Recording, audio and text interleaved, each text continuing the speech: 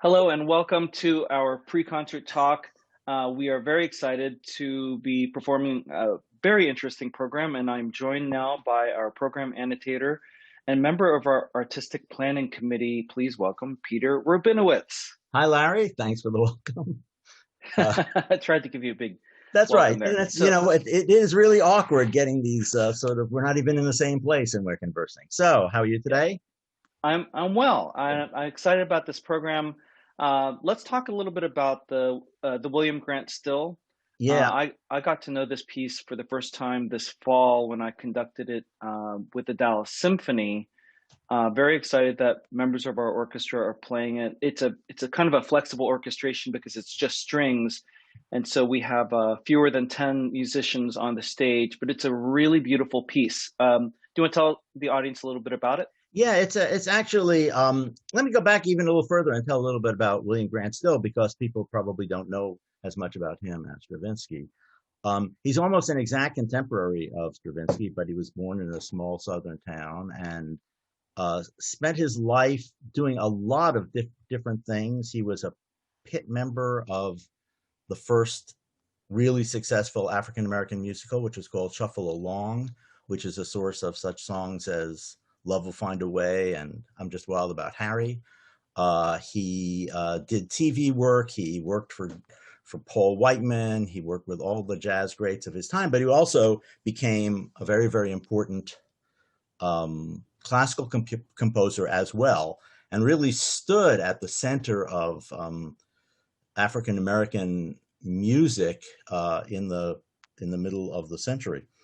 One interesting thing about him was that he was very, very concerned about showing the best side of African American art. He was very active in the Harlem Renaissance. There was a movie which I just watched the other day, just as I was trying to get up, called Stormy Weather, which I don't know if you've ever seen this film. It was an all African American musical with Bojangles Robinson, Lena Horne, Fats Waller, Cab Calloway. I mean, all the greats. And this was a big deal. Still was originally supposed to be the music director for it, and he found that the studio's treatment of African American artists was so demeaning that he actually walked off the set. And so this piece is I think it's a very luscious piece. It's inspired by a picture by Sergeant Johnson of a mother and a child. It's a very poignant picture. It's not, sort of a kid playing. It's really a mother comforting her child. And I find it really beautifully, beautifully comforting music. So sorry I went on a bit, but No, that's great. I while you were saying that, I was thinking about what is it about the music that makes it comforting? And I think there's something about like the cradling of the intervals in the Mhm. melody. These whole step intervals that you hear in the melody that just kind of go back and forth right from the very beginning, the first violin. It kind of compresses the listener, and it manipulates the harmony in such a way that we feel a little bit of tension and comfort, kind of back and forth in a way you almost might feel like if you're being, in a cradle. I'm probably reading way too much into it, but certainly I feel the same way. It's just a person who came to know it purely because it was programmed. We put it on a program. I conducted it, and the entire time it was just rapturous, beautiful, enveloping, beautiful music that I know everyone probably had a different image in their head, but I'm sure all of them were in the same vein. So I'm so glad that we're Right. we're Do you presenting know this. the picture, I Larry? don't know it, Yeah. so Okay. Because Kelly is going to put a shot of the picture at some point during this discussion. And I think it's really interesting because you, in your sort of imagery here, as you moved your hands, you absolutely captured the picture that inspired William Grant Still. So, I mean, that was perfect. that. Yeah. Oh wow, that's amazing. Okay, well I look forward to seeing Yeah. it. So let's So, turn to the Stravinsky. We're performing the suite version of the Soldier's Tale, and since we're limited on time, let's just dive right into the overall concept of this work, which is scored for a very small ensemble, meant to be portable, dramatic work, and tell us a little bit about it.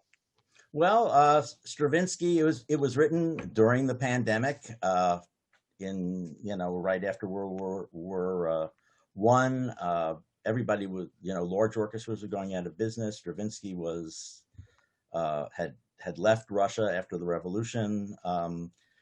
The opportunity of writing grand, big things with 120 players was sort of out. So he went the opposite direction and developed this very small traveling piece that they hoped would tour. The pandemic actually kept them from touring it the way they would.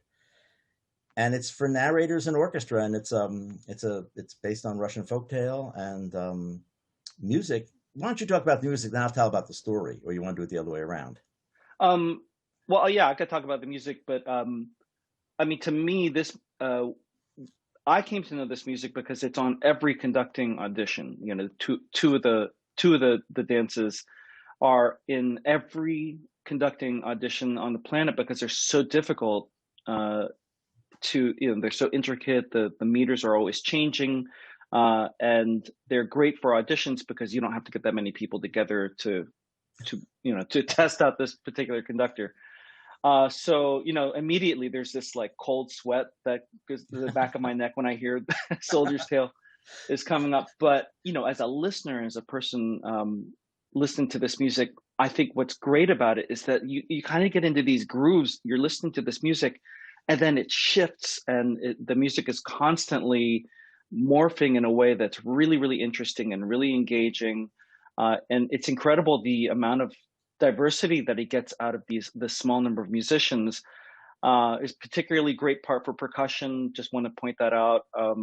But everyone who is on the stage is really having the lion's share of the musical duties in this piece. So tell us a little bit about I think the narrative that goes through it. Okay, well, this is it's based on a Russian folktale, or a couple of Russian folktales. And it's a story about a soldier who is coming back from, coming home for leave, and he meets the devil, and he is tricked into trading his violin basically for his soul, although they don't use any of that terminology. He gets untold wealth, but he thinks he's spending 3 days with the devil teaching him how to play the violin, and it turns out that it's been 3 years. He comes back, his mother doesn't recognize him, his girlfriend has gotten remarried, and he's become wealthy, and he's lost his life. One of the things that is really interesting about it is that it's a sort of a double story, because the same thing happens again. He picks himself up, he uses music to cure a sick princess. I mean, these are all things that we know so well from so many fairy tales and everything. He marries the princess, could readily live happily ever after, but then he says, gee, I'd really like to see my mother again. The devil has said, you may not cross the frontier. If you ever cross the frontier, I'll get you. He says, well, who's going to see me, right? And so at the end, he goes back to try to get what he has lost, and he loses everything again. And the moral of the story, which in the narration comes very clearly at the end, if you try to add to what you have, what you already, were, what you are, what you were in the past, you're doomed. But it's quite jolly. I mean, you'd think it's a very dark piece, but it's really not a dark piece. The devil is very, very funny all the way throughout. The devil has great music. It's full of dances and lightness and joy and everything. It's just cautionary. Don't sell your soul. That's right. Bad idea. And so the version of the work that we're doing now is without the narrators, and it is just like a compressed suite of concert music from the larger work. So as the audience is going to experience this, it's very helpful to know what you just said, but just know that this is the suite version of it, which is meant to just be purely music. That said, I'm going to now get to turn to our wonderful conductor who is graciously leading the performance this week. Peter, thank you so much for joining me, and we'll see you soon. Okay, great. Bye. Okay, and now I am joined by the conductor for our Stravinsky performance. Please welcome Paul McShee. Paul, welcome. Hi, Larry. Thanks so much for having me. It was a pleasure to work with your musicians. And Paul, I am also excited to finally get to meet you, even though it's through this format, because we're neighbors. We're both conductors. It's so great that you're able to work with our musicians for the first time this week. So, can you tell us a little bit about what is it about this piece that makes it so uniquely challenging for conductors? Can you tell us about the experience of conducting it? And also, I assume this is not the first time you've conducted it. Yeah, so I mean, the Stravinsky, it's one of the kind of big pieces that conductors really need to know. It's on so many audition excerpts, and until the first time you do it, it's sort of this mountain that you really need to climb as a conductor, as I'm sure you know yourself. And what I find to be challenging is as everyone will hear during the performance, it's full of all of these meter changes and sort of cross rhythms, and there's just so much happening even with such a small group. And while meter changes aren't that unusual, especially for anything in the 20th century, what I find especially difficult about Stravinsky is the meter changes are the source of two things happening at once. There's really two meters operating simultaneously.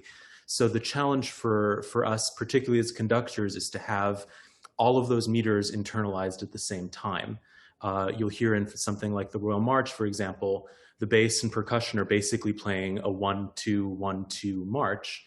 And on top of that, the cornet soloist or the trombone soloist are in a completely different meter. And we need to conduct in such a way that we are internalizing all of those things. And I think at the end of the day, most importantly, not getting in the musician's way.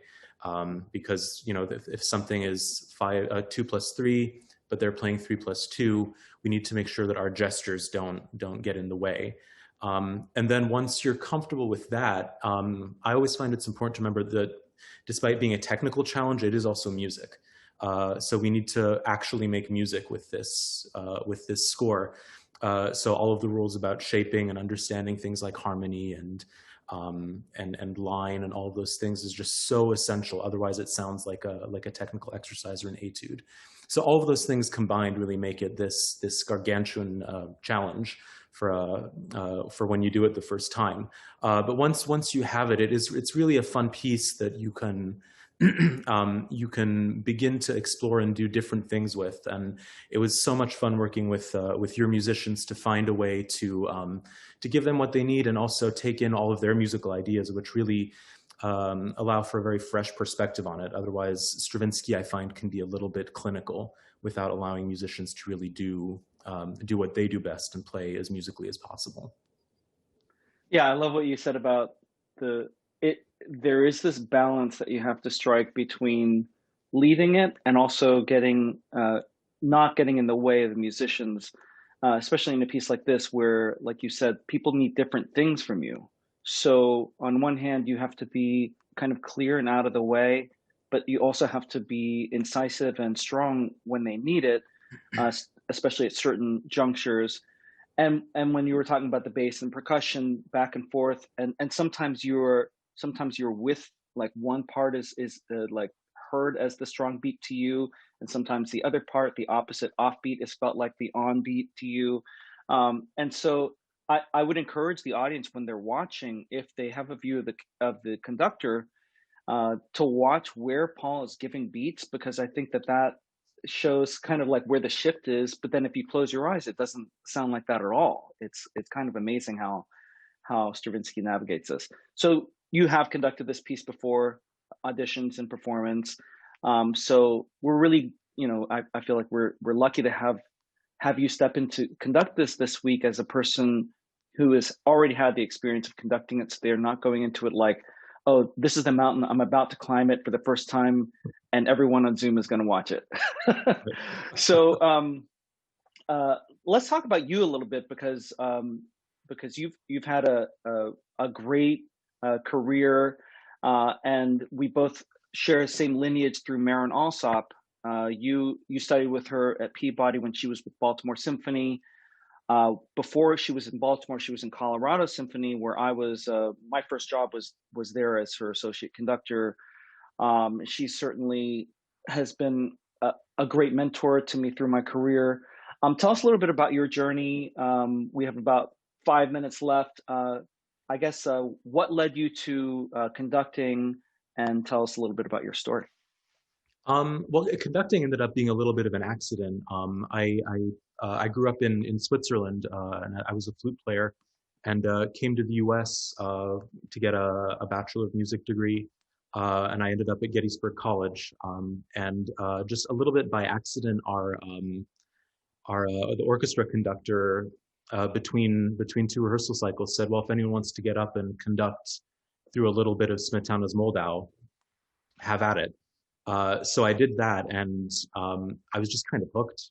That was it. I didn't really know what I was doing at that point, but the connection and the ability to see what is happening in a musician's eyes while you are trying to communicate with them is really fascinating to me. So from that point on, I started working and getting as much rehearsal video as possible as us conductors have to do.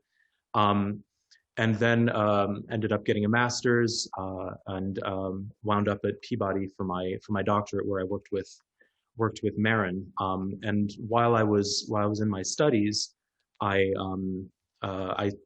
started to think that I need to create some opportunities for myself. That it's hard to get opportunities beyond your classes to actually conduct. So over the summers, I would go back to Scotland, which is where I was born, before we moved to Switzerland.